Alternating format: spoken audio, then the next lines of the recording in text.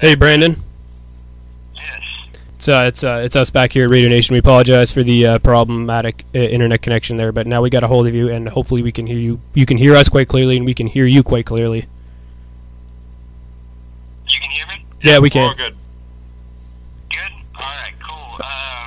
Man, where did you guys lose me at? Well, you're talking about how you guys started in music, and we lost you just after you talked about being in church. And so, if you don't mind, just sort of repeating your answer, we'd absolutely love that. So take us back to the beginning, Brandon, how you first got involved with music. Okay, cool. Yeah, so I first got involved in music in my church youth group. An opening came up in the youth band, and I didn't play anything, I didn't sing or anything like that. I was not musically inclined at all, and I was about 14 years old. And I don't know, I just really felt led to audition for some reason. Didn't know why.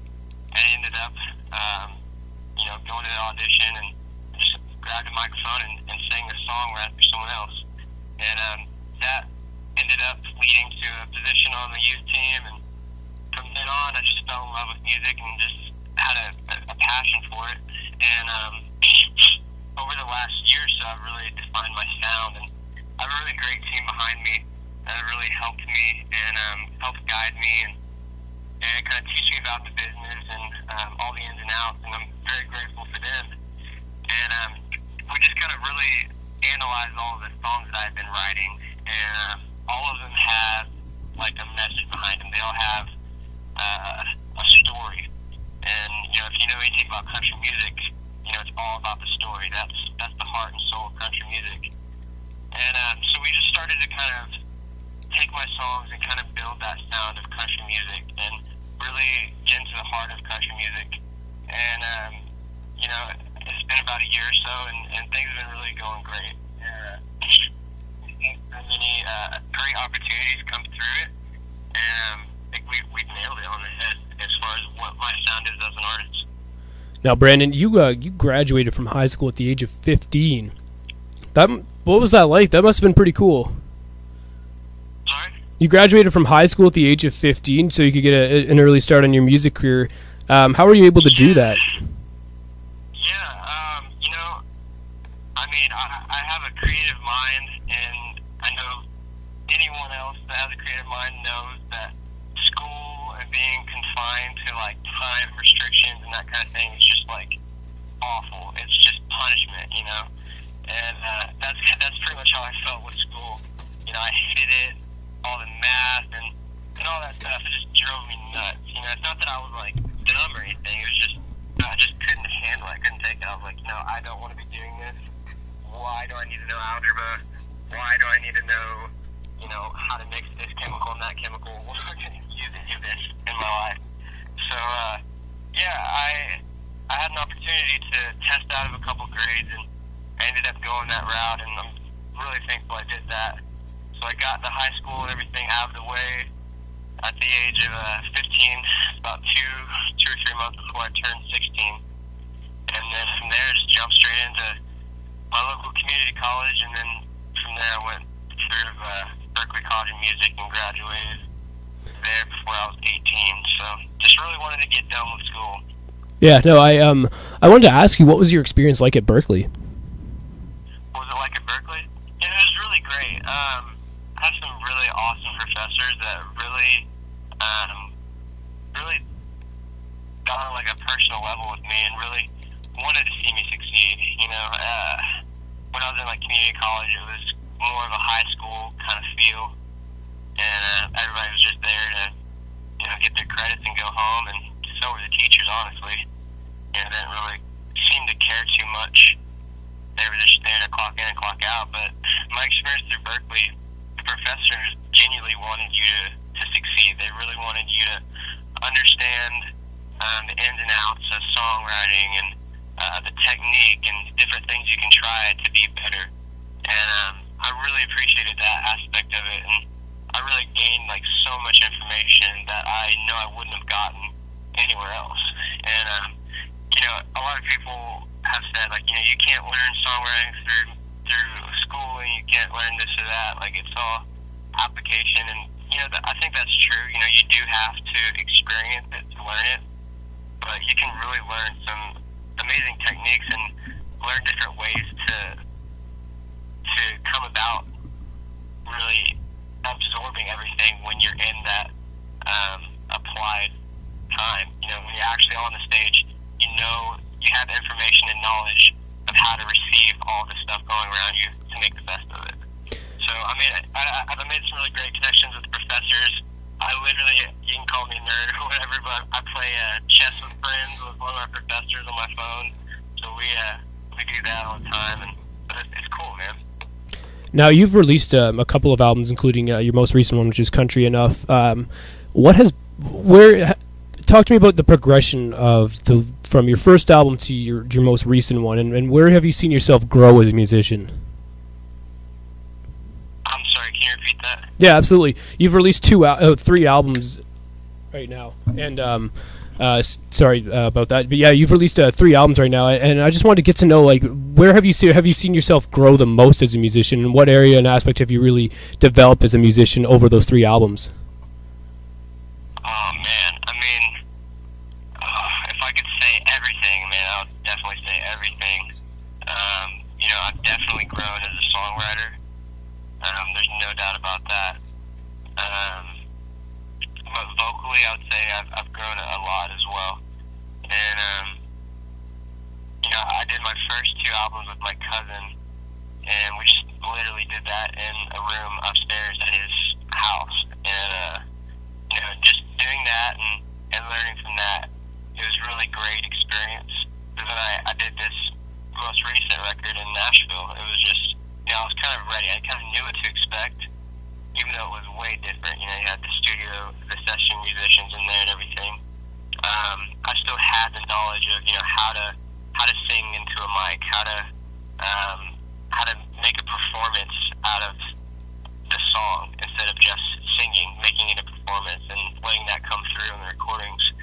So, man, just knowing and learning from record to record, that was just a huge incline as well. You know, there's just so many different techniques that you learn along the way, and you know, each one just keeps getting better and better and better. What was the hardest part about coming up with Country Enough? The hardest part about coming up with the song, or just the whole EP? Just the whole EP. Man, the hardest part about coming up with it. You know, the songs came easy, and yeah, as a songwriter, I have a lot of songs in my catalog, and you know, it's kind of tough going through your songs and picking which ones are right for a particular project. And this EP kind of came as a curveball, kind of a last minute deal when I was in Nashville, and I was there for a movie role, actually, come to think of it. And I was about to come back home. I was about 2 days away from, you know, turning around, driving back to Dallas, and then I get a call from someone saying, like, hey, we want to record a demo for you, an EP, and if you're interested, you know, we're gonna work out a really great deal for you. And you know, it all seemed right. So I just kind of went to the drawing board, trying to figure out which songs I thought best represented me and my music, and the songs I really wanted to come out of the gate with to establish my sound and establish myself as an artist and as a person. And yeah, if you really listen to Country Enough really kind of explains not only the artist aspect of who I am, but who I am as a person. And it just talks about, you know, I don't compromise or do anything to undermine what I believe, and I stand firm in the things that I know, the things that I've been taught as I was growing up. And you know, I stand firm in God, and I stand firm in doing right. So that was the main thing I wanted to really pull together in my EP, was just to show that to my fans that I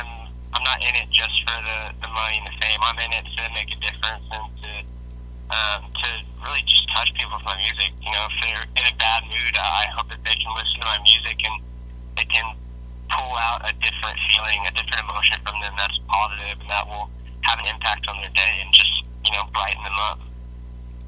You got quite a few shows coming up, including one tomorrow in Arlington as well. Talk to me about just performing in Dallas and the Texas area as a country singer. How do you make yourself stand out as a musician? You know, I feel like there's not like a whole lot you can do to stand out. You know, you bring what you have to the table, and you know, not everybody's gonna accept you. Not everybody's gonna love you, and I think knowing that, going into it knowing that is important, because if you go into it thinking like, you know, everybody's gonna love me, and then somebody's like, oh, you suck, then you're disappointed and you're thrown off your game. And you know, I just think the most important thing to stand out is just to be confident in who you are, be confident in what you do, and people recognize that and they respect it whether they like your music or not.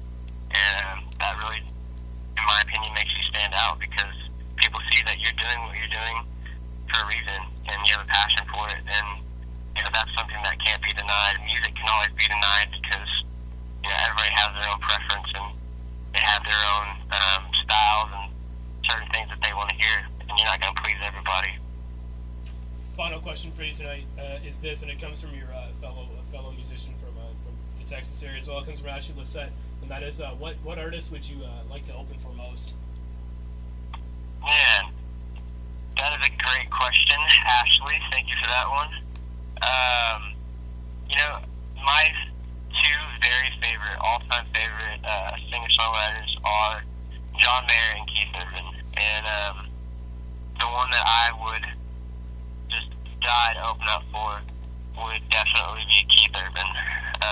He's just a sick guitar player. You know, he's such an amazing musician, great songwriter, great performer, and above all else, I have heard nothing but amazing things about who he is and just how humble of a man he is and just how cool he is to be around. So I would be beside myself if one day I got to open up for him and got to rock out and just hang out with him behind stage. That'd be amazing. All right, Brandon, I just want to say thanks a lot for joining us here on Radio Nation tonight. Absolutely. Thank you for having me. Just quickly tell us how people can get a hold of you on social media. Yeah, if you go to BrandonChaseMusic.com, have all my social media links there. We got Facebook, YouTube, Facebook, YouTube, those are both Brandon Chase Music. My Twitter is @BrandonJChase. And I have a new EP out on iTunes. If you would like, you can check that out. It's still featured on the country charts right now. And I'd be very grateful if you check that out.